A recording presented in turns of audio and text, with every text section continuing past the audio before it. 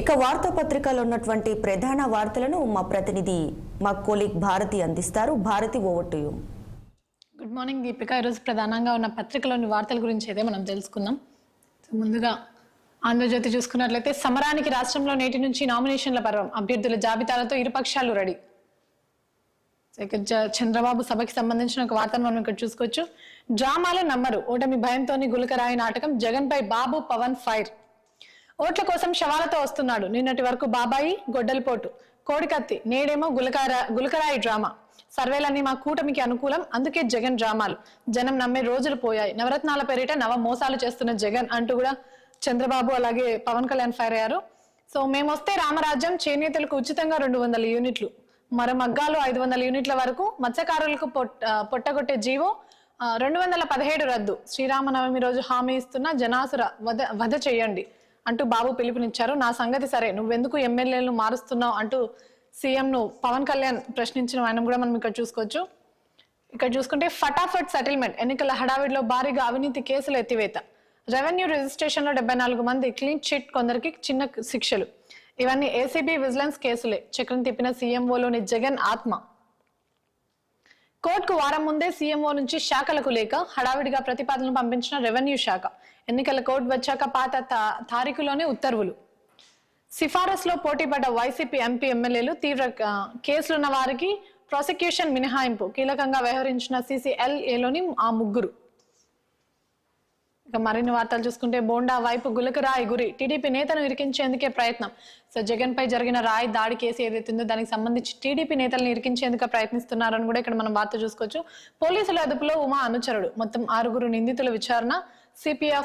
CP office ముందు బాధితుల కుటుంబాల నిరసన, అనంతరం ఏసీపీ కార్యాలయం ఎదుట ఆందోళన, తమ బిడ్డలను చూపించాలని వేడుకోలు. సో బాధితుల తరపున రంగంలోకి కోడికత్తి లాయర్. ఎడారిలో వసంతం, సో సౌదీలో పచ్చగా చిగురిస్తున్న నేలలు, మక్కా మదీనా నడుమ పచ్చదనం. ఇక మరిన్ని వార్తలు చూసుకుంటే ఇక్కడ దుబాయ్కి సంబంధించిన రెయిన్ వార్తను అయితే మనం చూసుకోవచ్చు. దుబాయ్లో జల విలయం, ఏడాదిన్నరలో కురవాల్సిన వాన ఒక్క రోజులోనే దుబాయ్కి వరద పోటు. సో ఎయిర్పోర్ట్ లోకి మోకాలి లోతు నీరు, నీళ్లలో చిక్కుకున్న ఇల్లు, మాల్స్.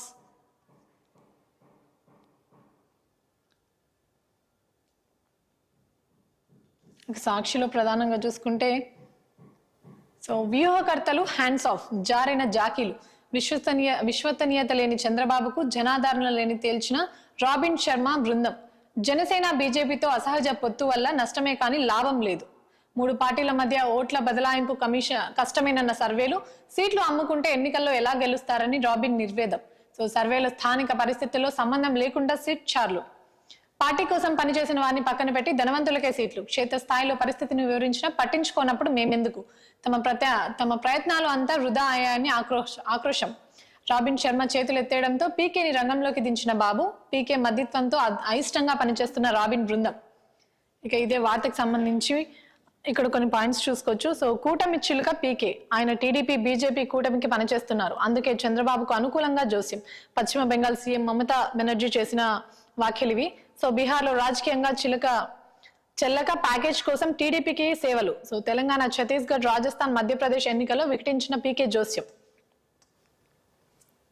సో నేటి నుంచి నామినేషన్ల పర్వం. రాష్ట్రంలో మే 13 జరిగే 185 అసెంబ్లీ, 25 లోక్సభ స్థానాలకు నేడు ఎన్నికల నోటిఫికేషన్. ఏప్రిల్ 25 వరకు నామినేషన్ల స్వీకరణ, 26న పరిశీలన, 29 వరకు ఉపసంహరణకు ఛాన్స్. ఉదయం 11 నుంచి 3 గంటల వరకు నామినేషన్లు దాఖలు చేసుకునే అవకాశం. ఒక అభ్యర్థి గరిష్టంగా 4 సెట్ల నామినేషన్ వేయొచ్చు. గుర్తింపు పొందిన పార్టీ అభ్యర్థికి ఒకరు, స్వతంత్ర అభ్యర్థికి 10 మంది ఓటర్లు ప్రతిపాదించాలి. సో ఎంపీ అభ్యర్థి నామినేషన్ రుసుం 25,000, ఎమ్మెల్యేలకు 10,000, ఎస్సీ ఎస్టీ అభ్యర్థులకు 50% రాయితీ. నామినేషన్ల స్వీకరణకు అన్ని ఏర్పాట్లు పూర్తి. సో రాష్ట్ర ప్రధాన ఎన్నికల అధికారి ముఖేష్ కుమార్ మీనా అయితే వెల్లడించారు. ఇక్కడ జగన్ సభ నిన్న ఏదైతే జరిగిందో దానికి సంబంధించిన వార్తను మనం ఇక్కడ చూసుకోవచ్చు. అభిమానం ఆకాశమంతా, ముఖ్యమంత్రి వైఎస్ జగన్మోహన్ రెడ్డికి ప్రజల్లో అభిమాత దారుణం. సో కిలోమీటర్ల కొద్దీ వెన్నంటి వస్తున్న వీరాభిమానులు, జిల్లాలు దాటి ఎండ వాన లెక్క చేయకుండా ప్రయాణం, పగలు రాత్రి తేడా లేకుండా వేచి చేస్తున్న అవ్వాతాతలు, చిందులు వేస్తూ ఉత్సాహంగా పరుగులు తీస్తున్న యువత, వేలాది బైకులతో భారీ ర్యాలీలు, గజమాలల పరిమాణం దాటి క్రేన్లు వాడాల్సిన పరిస్థితి, టన్నుల కొద్దీ పూలతో సీఎంకు భారీ దండలు, గజమాలలు, భారీ కటౌట్లు, ఫ్లెక్సీలు, బాణసంచాలతో అఖండ స్వాగతాలు. మేమంతా సిద్ధం బస్సు యాత్రలో అడుగడుగున అపూర్వ దృశ్యాలు. అటానమస్ లోను ఏపీ అదుర్స్. దేశంలో అత్యధిక అటానమస్ కళాశాలలు కలిగిన టాప్ 3 రాష్ట్రాల్లో ఏపీ ఒకటి. సో తమిళనాడు, మహారాష్ట్ర తర్వాత స్థానం ఏపీదే. 165 ఉన్నత విద్యా కళాశాలకు అటానమస్ హోదా. పెద్ద రాష్ట్రాలైన యూపీ, రాజస్థాన్, మధ్యప్రదేశ్ కంటే మెరుగైన పనితీరు.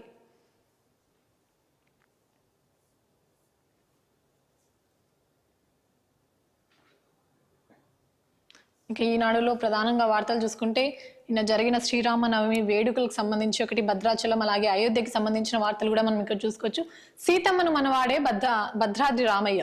అయోధ్య రాముడికి తిలకం దిద్దిన సూర్యుడు. ఇక ఎన్నికల నోటిఫికేషన్ కి సంబంధించి వార్తను మనం ఇక్కడ చూసుకోవచ్చు. సో సార్వత్రిక సవాల్, నేడు నోటిఫికేషన్, నామినేషన్ల స్వీకారం. ప్రధాన పార్టీలకు, నేతలకు ప్రతిష్టాత్మకం. అస్త్రశస్త్రాలతో సిద్ధమైన కాంగ్రెస్, బీఆర్ఎస్, బీజేపీ ఇప్పటికే ప్రచారానికి నాంది. అందరి దృష్టి 2 అంకెల స్థానం పైనే. సో వాయనాడ్ ఎన్నికల ర్యాలీలో CM Revanth Reddy. So ballot తో ఎన్నికలంటే బీజేపీకు భయం ఎందుకు? ఈవీఎంలపై జనాలకు విశ్వాసం లేదా? దక్షిణ భారతం మోదీకి చిన్న చూపు. రాహుల్ గాంధీ ప్రధాని కాబోతున్నారు. వాయనాడ్ ప్రచార సభలో సీఎం రేవంత్ రెడ్డి చేసిన వ్యాఖ్యలు. సో ఇక్కడ చూసుకుంటే భారీ వర్షాలతో దుబాయ్ అతలాకుతలం ఇందాక కూడా చూసుకున్నాం. సో గ్యారంటీగా వచ్చేది మేమే, అన్ని హామీలకు నాది పూచి మూడోసారి కమలానిదే విజయం. అస్సాం, త్రిపుర సభల్లో మోదీ చేసిన వ్యాఖ్యలు. ప్రధాని మోదీ అవినీతి ఛాంపియన్. ఈసారి బీజేపీకు 150 సీట్లు వస్తాయి. ఎన్నికల బ్యాన్, అతిపెద్ద దోపిడీ పథకం. అమెరికాలో పోటీపై పార్టీదే తుది నిర్ణయం అంటూ రాహుల్ చేసిన వ్యాఖ్యలు. సో ఇక్కడ చూసుకుంటే ముగిసిన తొలి దశ ప్రచారం. తమిళనాడు సహా వివిధ రాష్ట్రాల్లోనూ 102 లోక్సభ స్థానాల్లో రేపు పోలింగ్. సో అరుణాచల్ అసెంబ్లీ కూడా. కూటముల పోరు కలిసొచ్చేది ఎవరికి? తమిళనాడులో త్రిముఖ పార్టీ తొలి విడతలో కీలకం. సో మధ్యప్రదేశ్ లో కమల్నాథ్ కు చెరో రేవు, బీజేపీకు చంద్రపూర్ పరీక్ష. సో అమరావతిపై ఇంత కక్ష. ఏపీ రాజధాని శంకుస్థాపన ప్రాంతంలో నమూనా గ్యాలరీ ధ్వంసం, ప్రతి నమూనాను పగలగొట్టిన దుండగులు. ఇక మరో పత్రికలోని ప్రధాన వార్తలు చూసుకుందాం. సో ఇక్కడ కూడా నామినేషన్స్ కి సంబంధించిన వార్తని మనం ప్రధానంగా చూసుకోవచ్చు. ఇయాల్టి నుంచి నామినేషన్లు. ఈ నెల 25 వరకు అవకాశం. 26న స్క్రూటినీ. సో రాష్ట్రంలో జోరందుకున్న లోక్సభ ఎన్నికల ప్రచారం. భారీ ర్యాలీలు, కార్నర్ మీటింగ్స్ కు కాంగ్రెస్ ప్లాన్. ఇతర రాష్ట్రాల సీఎంలను, కేంద్ర మంత్రులను రప్పించుకున్న బీజేపీ. బస్సు యాత్రకు సిద్ధమవుతున్న కేసీఆర్. ఇంకా మరిన్ని వార్తలు చూసుకుంటే వ్యవసాయ మార్కెట్లపై దళారీ గద్దలు. సో మిల్లర్లు, వ్యాపారులు, ఏజెంట్లు ఎక్కడికక్కడ సిండికేట్. సో మార్కెట్ పాలక వర్గాలు అధికారులతో కుమ్మక్కు. యార్డులకు పంట పోటెత్తి రాగానే రేట్ల డౌన్. సో తప్ప తాలు తామే డిమాండ్లు తగ్గేదని సాకులు. పంటలు ఏవైనా దళార్లు చెప్పిందే రేటా. వడ్లు, మొక్కలు, మిర్చి, పల్లి అన్నిటిది అదే పరిస్థితి. సో దోపిడీకి గురవుతున్న అన్నదాతలు. కాబోయే ప్రధాని వాయనాడ్ నుంచి. సో వచ్చే 20 ఏళ్ల రాహుల్ గాంధీ ప్రధాని అంటూ సీఎం రేవంత్ రెడ్డి వ్యాఖ్యలు చేశారు. 10 ఏళ్ల కాలంలో మోదీ ప్రజలను వంచారు. అన్నింట్లో దక్షిణాదిపై వివక్ష చూపిన బీజేపీకి ఓట్లు అడిగే హక్కు లేదు. కేరళలోని వాయనాడ్లో రాహుల్ గాంధీ తరపున ఎన్నికల ప్రచారం. సో నేడు అల్లప్పజిలో కేసీ వేణుగోపాల్ తరపున క్యాంపెయిన్. సో సీఎం రేవంత్ రెడ్డికి సంబంధించిన యాత్రకు సంబంధించిన వార్త ఇది. సో హౌసింగ్ భూములపై సర్వే, ల్యాండ్ కొలిపించే హద్దులు, ఖరారు ఏర్పాట్లు. కబ్జా భూములు స్వాధీనానికి సర్కార్ నిర్ణయం. సర్వేకు రెవెన్యూ శాఖ సహకారం తీసుకోనున్న ఆఫీసర్లు. రాష్ట్రంలో 2500 ఎకరాల పైన హౌసింగ్ భూములు. సర్వే పూర్తయ్యాక కోర్టు కేసుల పరిష్కారానికి ఛాన్స్.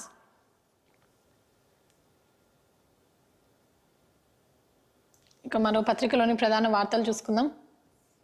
సో మేనిఫెస్టో ఎప్పుడు? ఏపీకి సంబంధించిన వార్త చూసుకోవచ్చు. వ్యక్తి దూషణాలకే పరిమితమా అంటూ చంద్రబాబు చేసిన వ్యాఖ్యలు ఇవి.